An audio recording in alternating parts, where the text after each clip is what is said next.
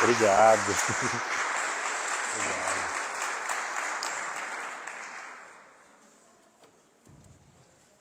Queridos amigos, boa noite. É uma alegria estar aqui em Ibitinga pela primeira vez.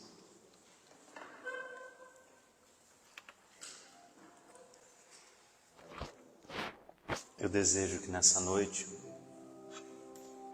nós possamos esquecer um pouco o mundo lá fora,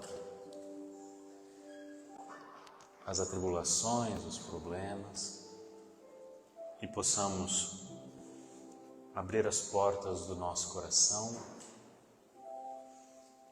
para que a espiritualidade possa ter acesso à nossa alma através da mensagem, através das canções, porque eu, quando canto, me inundo de felicidade, mas a minha música é um débil trautear da tua canção.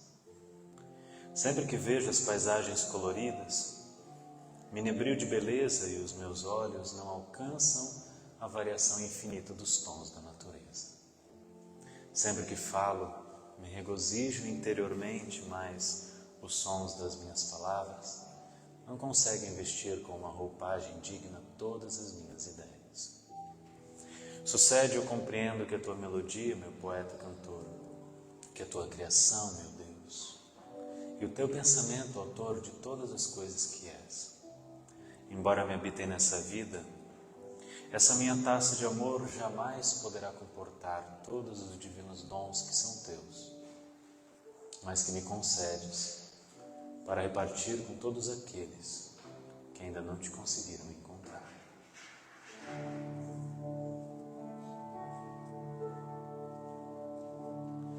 Na bruma leve das paixões que vem de dentro, tu vem chegando pra brincar no meu quintal. No teu cavalo, peito no cabelo ao vento, e o sol quarando nossas roupas no varal. Na bruma leve das paixões que vem de dentro, tu vem chegando pra brincar no meu quintal. No teu cavalo, peito no cabelo ao vento, e o sol quarando nossas roupas no varal. Tu vens, eu já escuto os teus sinais. Tu vens, eu já escuto os teus sinais. Eu canto essa canção sempre como a minha prece, porque embora ela seja uma canção popular, lá no Livro dos Espíritos tem uma resposta que a espiritualidade dá a Kardec, que diz assim: para nós espíritos a intenção é tudo. De modo que, independente de quais são as palavras que se usa para fazer uma oração, o que vai determinar a qualidade dessa prece é o quanto de sentimento a gente imanta essas palavras que a gente diz. Então, eu canto essa canção ao dizer tu vens, eu já escuto os teus sinais. Eu visualizo a espiritualidade, tento visualizar a espiritualidade que está presente no ambiente das casas espíritas, adentrando o terreno do meu coração. Porque o coração é uma casa que a gente só abre de dentro para fora. A partir do momento que a gente tem a vontade de ser auxiliado, o desejo de ser ajudado, é que a gente destrava essas portas e a gente tem a oportunidade de receber o lenitivo para as nossas almas. Então é por isso que eu canto essa canção com esse teor. Tu vens, eu já escuto os teus sinais. E aí isso me faz lembrar de Madre Teresa de Calcutá, que uma vez perguntada por um repórter: Madre, como é que são as suas orações? O que é que a senhora conversa com Deus? E a madre olha para ele e diz assim: conversa? Não tem conversa não, meu filho, eu só escuto. Aí o repórter perguntou: e o que é que Deus lhe fala? Ele não fala nada, ele só escuta.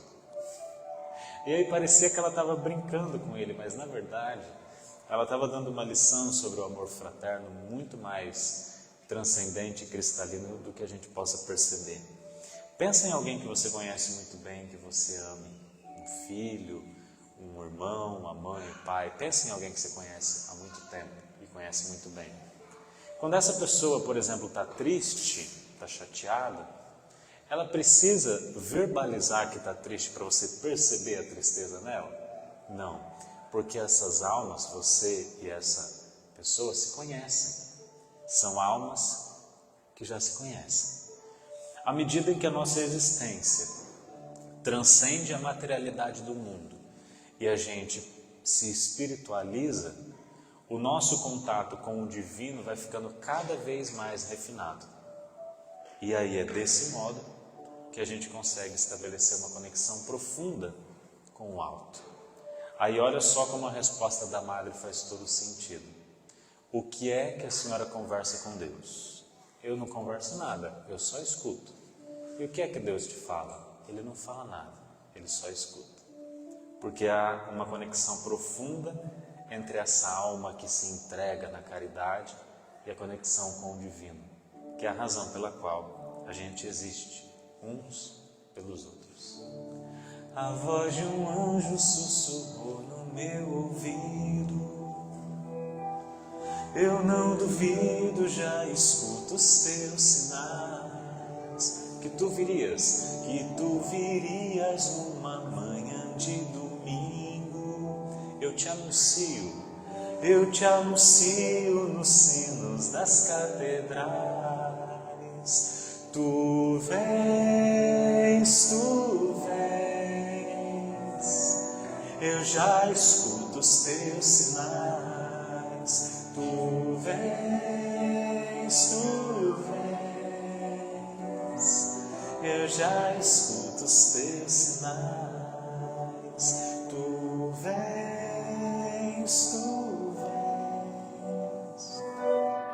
eu já escuto os teus sinais. Jesus de Nazaré, além de ter sido o maior médico de todos os tempos, uma vez que hoje a ciência e a medicina começa a perceber algo que a literatura espírita já traz há muito tempo, a percepção de que o teor emocional que a gente cultiva no coração e na mente tem uma determinação muito direta na nossa saúde física, na saúde do nosso corpo físico. E a literatura espírita já traz isso há muito tempo. Acho que a música do Yanni está tocando. Como pausar?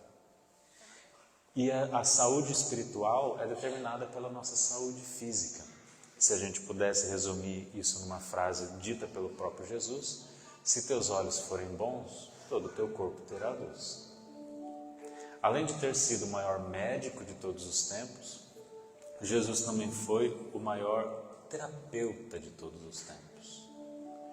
Somente a percepção de que nós precisamos uns dos outros, e à medida em que a gente estende a mão para o nosso semelhante, a gente vai curando as dores da nossa própria alma, é que a gente entende que as feridas emocionais que a gente carrega vão transcendendo à medida que a gente abre mão do nosso orgulho, do nosso egoísmo. Mas eu também não poderia deixar de puxar a sardinha para o meu lado e dizer que Jesus é também o maior poeta de todos os tempos. Essa você nunca tinha ouvido. Jesus ser o maior poeta de todos os tempos é a coisa mais óbvia, porque pense comigo, esse ser iluminado que passou pela Terra tinha o domínio completo das leis físicas e das leis espirituais, porque já era um espírito de luz. Você acha que ele não tinha domínio da língua que ele falava de modo que, além de ser pedagógica, ela fosse uma fala também musical e poética? E nesse momento eu quero trazer especificamente o Sermão da Montanha para a nossa reflexão. O Sermão da Montanha propõe: bem-aventurados os mansos e os pacíficos, porque herdarão a terra. Ou seja, feliz daquele que é sereno, que é pacífico, que vai descobrir o que é a felicidade dentro de si mesmo, sendo sereno, equilibrado. Mohandas Gandhi, mais conhecido como Mahatma Gandhi, ele era hindu, portanto não conhecia o cristianismo como a gente aqui no Ocidente conhece desde que nasce. Então, ele que nunca tinha ouvido falar do cristianismo, o primeiro contato que ele teve com essa religião foi através do contato com os soldados ingleses que estavam em seu país e que a personalidade desses homens era muito estranha aos olhos de Gandhi. Porque esses homens que ele conheceu, que se diziam cristãos, eram extremamente truculentos, violentos, usavam da empáfia para lidar com o outro, orgulhosos, egoístas, vaidosos. Foi quando Gandhi pensou assim, bom, essa religião, esse tal de cristianismo deve ser estranho, porque olha como essas pessoas se comportam. Passado algum tempo, Gandhi conhece o texto do Sermão da Montanha. E ao conhecer esse texto, ele se dá conta de que o problema não era o cristianismo, o problema era o comportamento de alguns cristãos, que mesmo detendo tanto conhecimento iluminativo, não eram capazes de perceber que em verdade somos todos irmãos. Essa percepção faz com que as nossas relações se humanizem, à medida em que a gente percebe que na verdade somos todos irmãos da lua, moramos na mesma rua, bebemos do mesmo copo, a mesma bebida crua. O caminho já não é novo, por ele é que passa o povo. Farinha do mesmo saco, galinha do mesmo ovo. Mas nada é melhor que a água, a terra é a mãe de todos. O ar é que toca o homem, e o homem maneja o fogo, e o homem possui a fala edifica o canto, no canto repousa a alma, pra alma depende a calma, e a calma é irmã do simples, o simples resolve tudo, mas tudo na vida às vezes consiste em não se ter nada.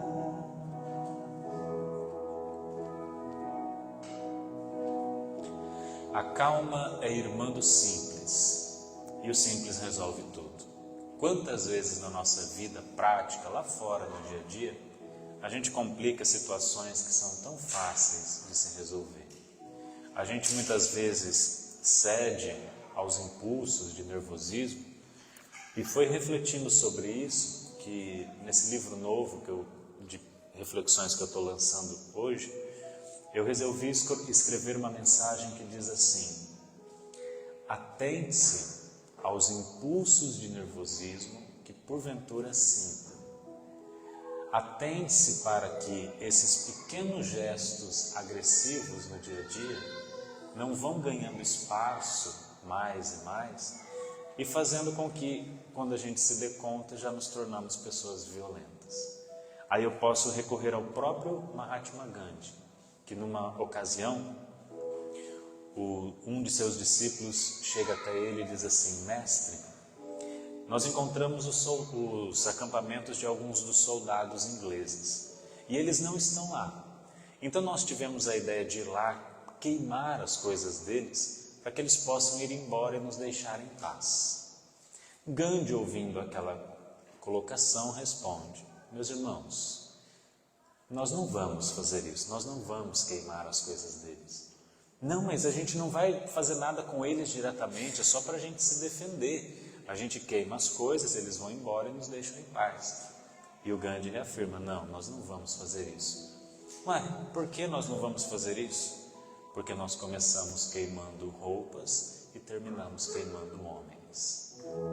Somos todos irmãos da lua, moramos na mesma rua, bebemos do mesmo copo, a mesma bebida crua.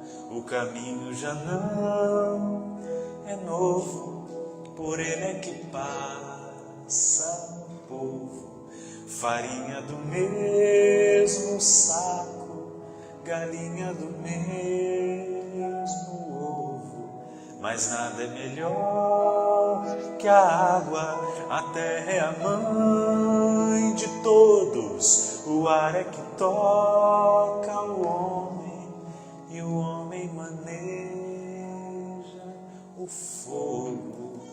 E o homem possui a fala edifica o canto.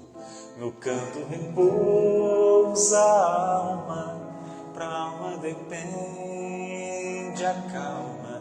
E a calma é irmã do simples, o simples resolve tudo, mas tudo na vida às vezes consiste em não se ter nada.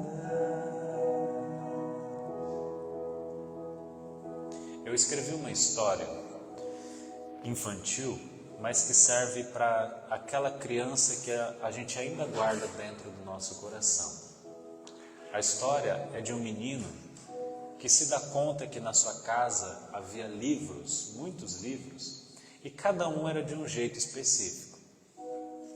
Livro de capa dura, livro de capa mole, livros antigos, livros novos, livros fininhos, livros grossos.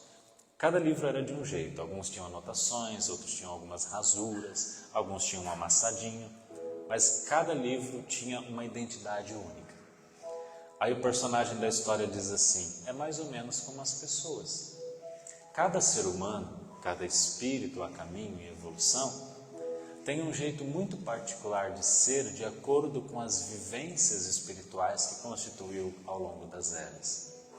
De modo que as suas experiências, os seus medos, suas conquistas, seus traumas, as situações que você já viveu, felizes, infelizes e tudo mais que a sua alma já vivenciou, faz de você e de mim livros únicos. Entenderam? Cada um de nós é um livro único, que só tem uma edição e um exemplar. E por que é que essa fala tem a ver com bem-aventurados os mansos e os pacíficos?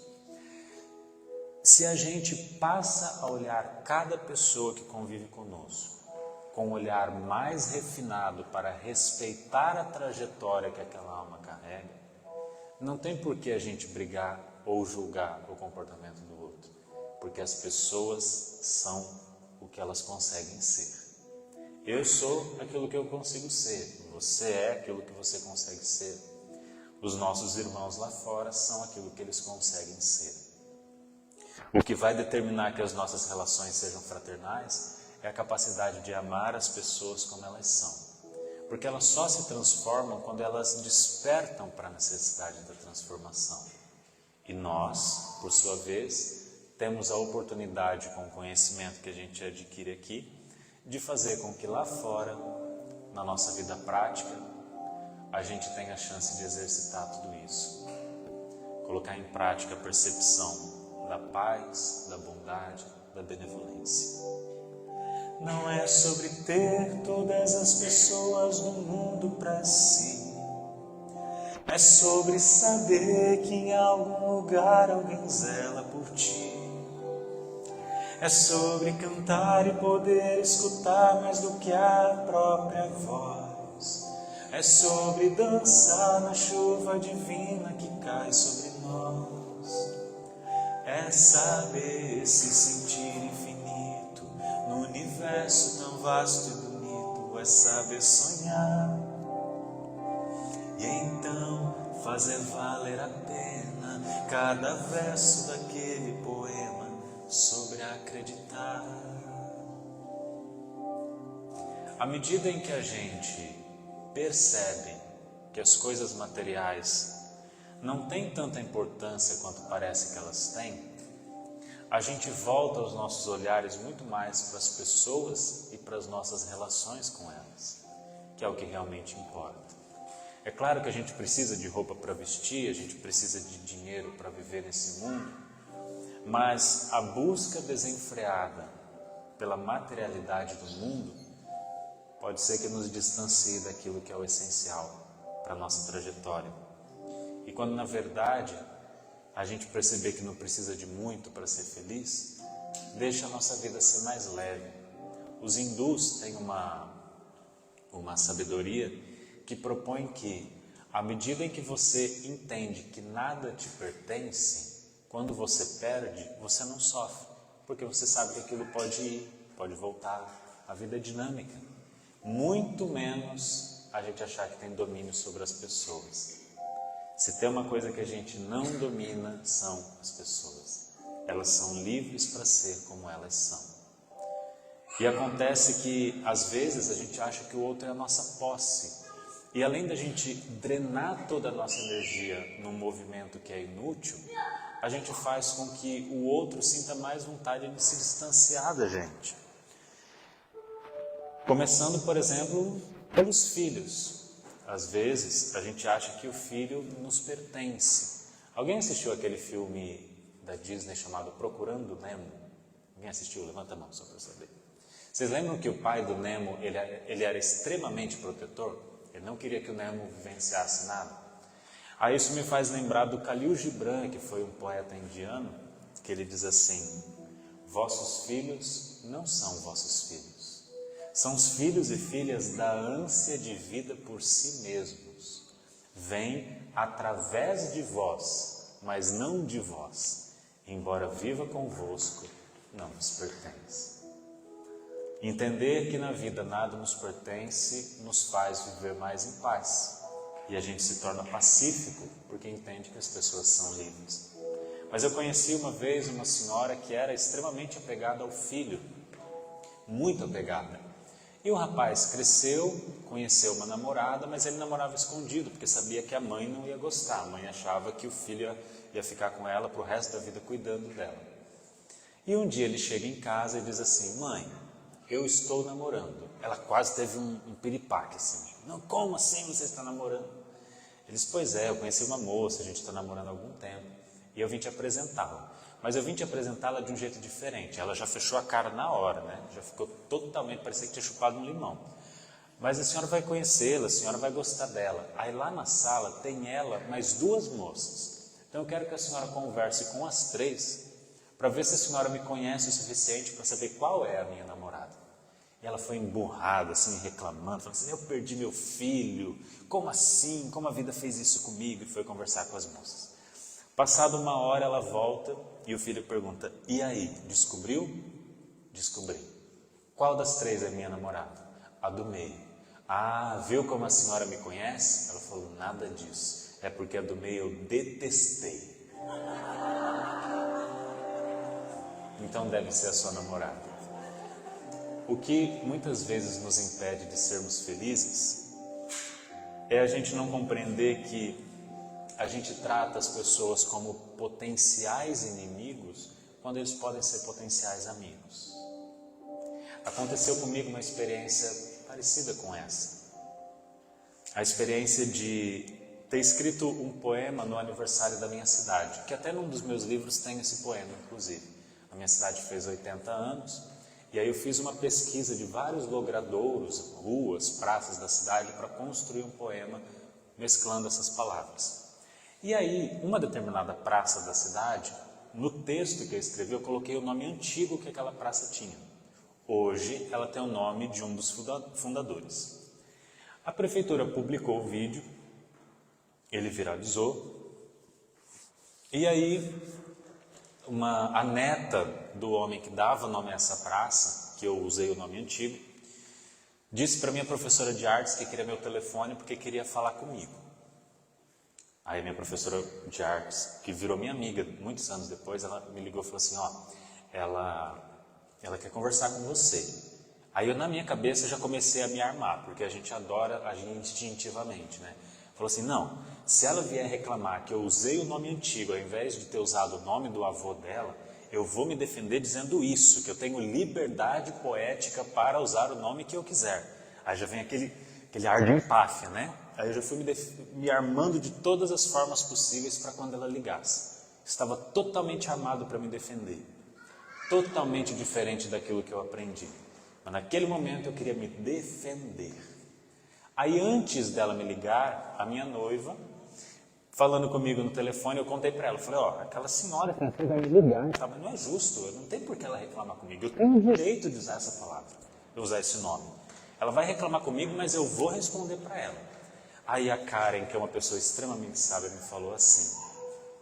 Ela falou, ok, eu acolho o que você está dizendo e o que você está sentindo. Mas não se esqueça de que ela também é uma alma humana. Ela tem pessoas que a amam, ela tem um motivo para a sua história ser querida para ela como é, importante para ela como é. Então, tudo bem você ter o seu posicionamento, mas não se esqueça que é uma outra alma humana lá do outro lado. Aí naquilo eu já desarmei, já pensei, tá bom, eu tenho que agir de uma outra forma. Se eu digo para as pessoas que eu sou o poeta da paz, eu não posso agir dessa forma. E aí eu entendi que eu precisava ser mais sereno. E aí quando ela me ligou, de fato, no início da ligação ela estava um pouco reativa, questionando, mas por que você usou esse nome? Toda vez que sai uma propaganda na rádio, todo mundo fala o nome antigo, não dizem o nome do meu avô. E eu fui ouvindo e acolhendo, entendendo, é importante para ela, tem algum sentido. Acolha o que ela está sentindo. E foi o que eu fiz. A conversa se estendeu por meia hora e da metade para o final ela já estava totalmente tranquila, totalmente desarmada, conversando comigo normalmente. E chegou um ponto da conversa em que ela me disse assim, André, me desculpe por ter falado com você daquele jeito. Esse dia não foi um dia legal para mim. E eu acho que eu acabei descontando numa coisa tão pequena a minha mágoa, o meu dia ruim. Eu já assisti palestra sua, gosto muito de você, gosto da sua voz. E eu sei que você não fez por mal. Então, me desculpe. Se eu tivesse tratado-a reativamente, eu teria ganhado uma amiga? Vamos lá, eu fiz essa pergunta para os encarnados. Se eu tivesse agido reativamente, eu teria ganhado uma amiga? Não. Desse dia em diante, ela me manda mensagem de bom dia todo dia no WhatsApp, porque ela pegou meu número. E aí lá na minha cidade, aos domingos, tem um programa de MPB que eu apresento no rádio, e ela ouve todos os domingos. E talvez se eu tivesse agido de outra forma, eu não teria ganhado uma amiga. Então, é essa percepção que a gente precisa ter na nossa vida. Mais sensível a olhar para as pessoas. Não é sobre chegar no topo do mundo e saber que venceu. É sobre escalar e sentir que o caminho te fortaleceu. É sobre ser abrigo e também ter morado em outros corações. E assim ter amigos contigo em todas as situações. A gente não pode ter tudo. Qual seria a graça do mundo se fosse assim? Por isso eu prefiro os sorrisos e os presentes que a vida trouxe para perto de mim.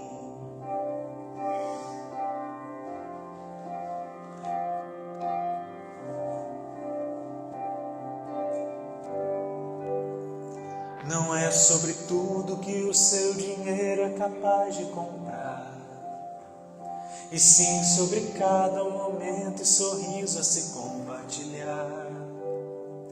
Também não é sobre correr contra o tempo para ter sempre mais, porque quando menos se espera a vida já ficou para trás.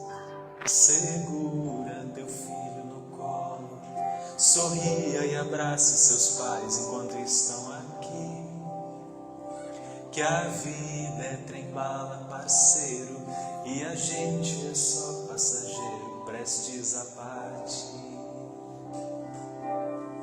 A gente perde muito tempo com aquilo que não é importante e dedicamos pouca energia para aquilo que realmente vale a pena.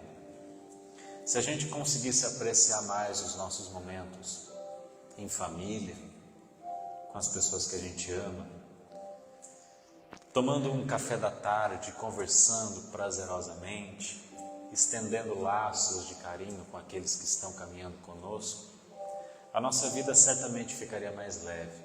A gente precisa ter mais esses hábitos, almoçar junto, jantar junto, mas em paz, tá, gente? Não é almoçar junto assim, um taca o bife no outro, você não fez o que eu mandei, aí outro joga a panela, fala assim, eu não falei com você, aquela agressividade toda. A gente precisa fazer com que as nossas relações sejam mais harmoniosas, né? Às vezes, por motivos muito pequenos, a gente briga dentro do lar, desarmoniza o ambiente do lar. Às vezes, por conta de uma chave que a gente esqueceu, né, de colocar no lugar, aí o outro briga, e aí fica os dois bicudos, aí fica o dia inteiro sem se falar por causa da chave que não estava lá no lugar. Mas também ninguém conversa sobre o assunto. Aí chega no final do dia, está todo mundo emburrado. Um lá na cozinha bate a porta da geladeira para mostrar que está emburrado, né? Pá! Aí o outro lá no quarto escuta e responde batendo na porta do guarda-roupa. Pá! E bate também, bate com agressividade. Fecha a gaveta, assim, quase que a alça da gaveta sai na mão, né?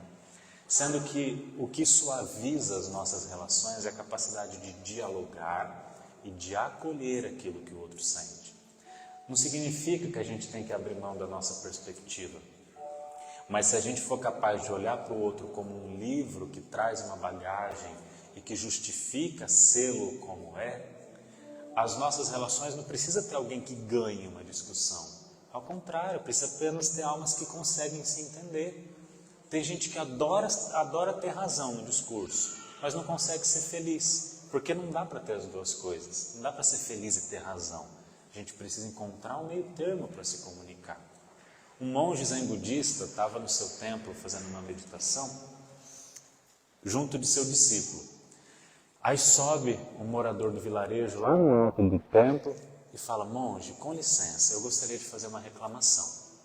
O meu vizinho fica tocando aqueles tambores, sabe aqueles tambores japoneses de percussão?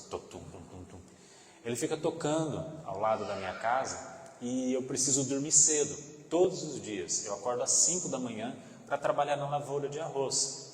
O senhor não acha que eu tenho razão de pedir para que ele pare de tocar o tambor dele? Aí o monge meditando falou assim, sim, você tem toda a razão. E deu a razão que ele queria. E o discípulo ali do lado assistindo. Aí algumas horas depois, ele desce, aí sobe o vizinho. Seu monge, com licença, desculpe atrapalhá-lo, quero fazer uma reclamação. Eu vi que o meu vizinho saiu daqui agora há pouco, e eu já sei o que ele veio reclamar. Ele deve ter vindo reclamar que eu estou ensaiando o meu instrumento. Mas ele não deve ter falado para o senhor que o único horário que eu tenho para ensaiar é à noite. Durante o dia eu não consigo. O senhor não acha que eu tenho razão de ter o direito de ensaiar? E o monge olha para ele e diz, sim, você tem toda a razão. E aí ele sai feliz da vida porque a gente adora ter razão. Aí o discípulo assistindo a conversa, espera o rapaz sair e vê assim, mas monge, veio um aqui, pediu se não tinha razão do outro parar de tocar, o senhor deu razão para ele. Veio o outro falando que precisava tocar, o senhor deu razão para ele. O senhor não acha que tem alguma coisa errada? E o monge disse, sim, você tem toda a razão.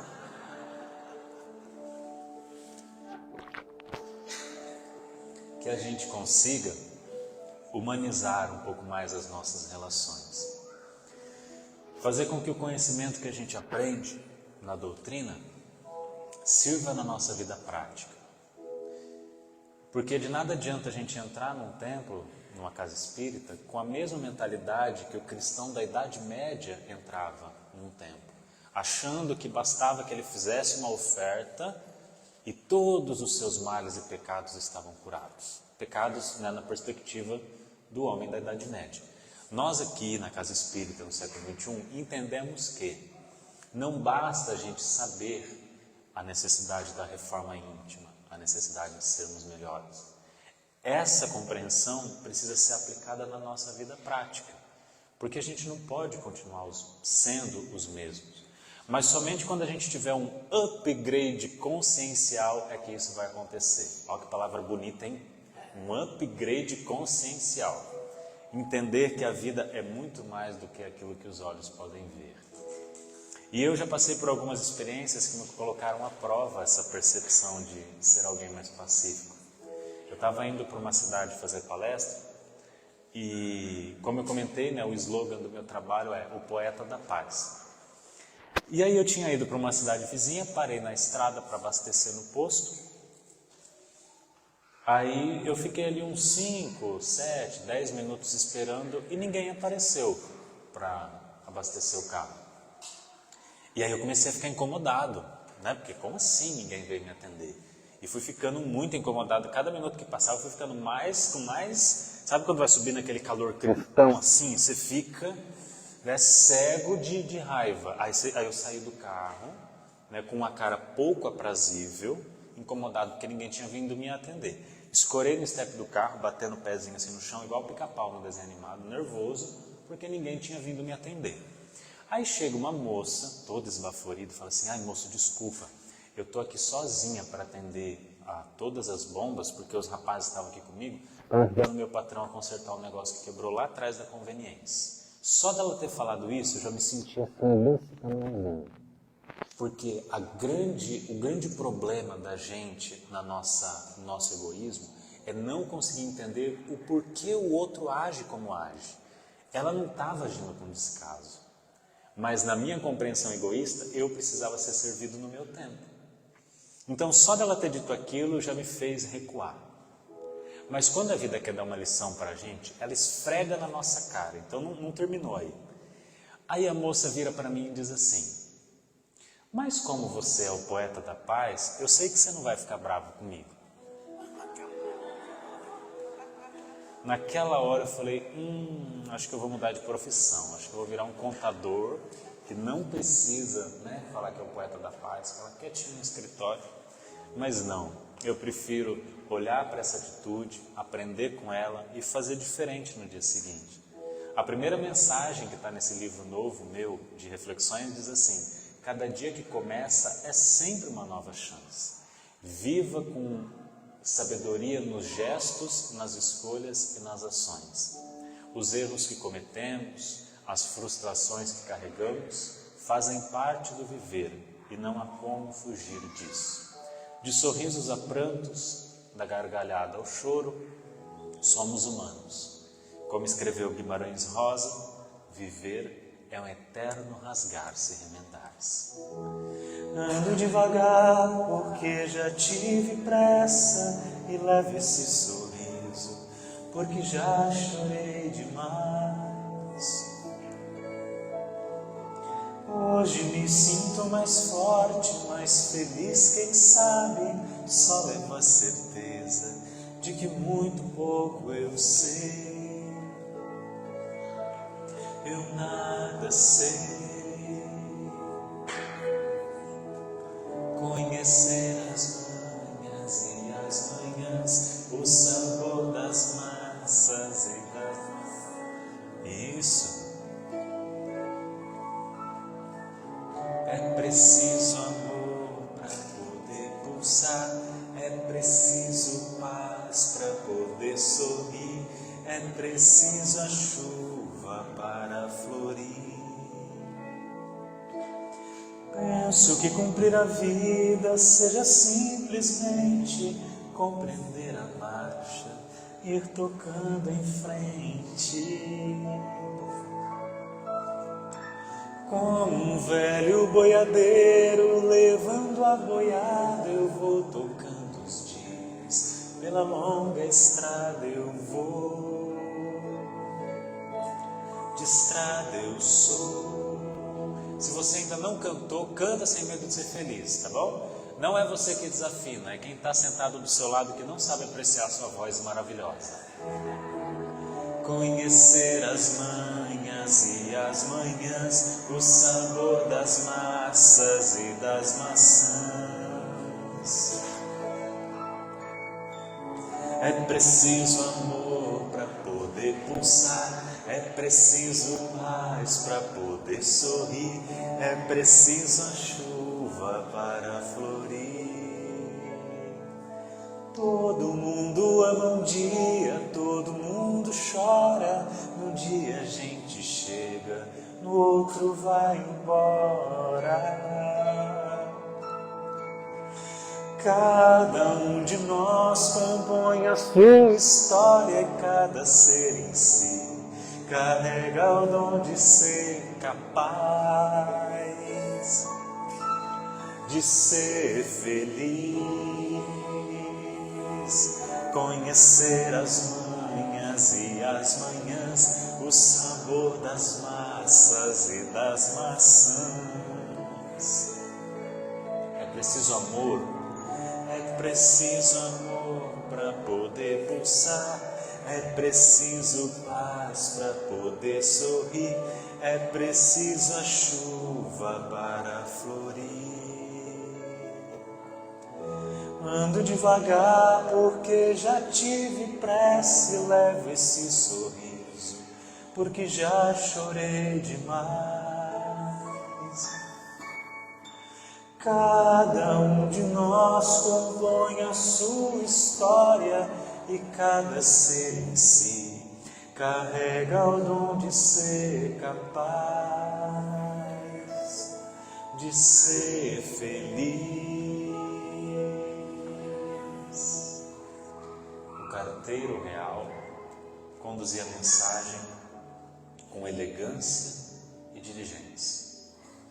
Em cada porta em que batia, interrogava: quem deseja abraçar a dor do mundo e renunciar aos atavios da ilusão em favor da humanidade? Aqui está a mensagem. Rapidamente as portas que se abriam fechavam-se, silenciando todas as vozes de seu interior. O carteiro real, porém, seguia fiel e cuidadoso, sem nenhum desânimo. Quando já não tinha mais a quem entregar a correspondência, encontrou uma criança, um menino coroado de flores, e perguntou-lhe se aceitava o presente real. Eu sou a inocência, disse o menino, o amanhecer do futuro. Aceito imolar-me em favor das criaturas e de suas aflições. Então assumiu a incumbência e quando preparava-se para seguir adiante, o carteiro real perguntou-lhe: mas quem és tu, pura criança? Eu sou o amor, que um dia predominará em todas as vidas. Dizei ao grande rei que já estou no mundo em seu nome. Muito obrigado e muita paz. Obrigado.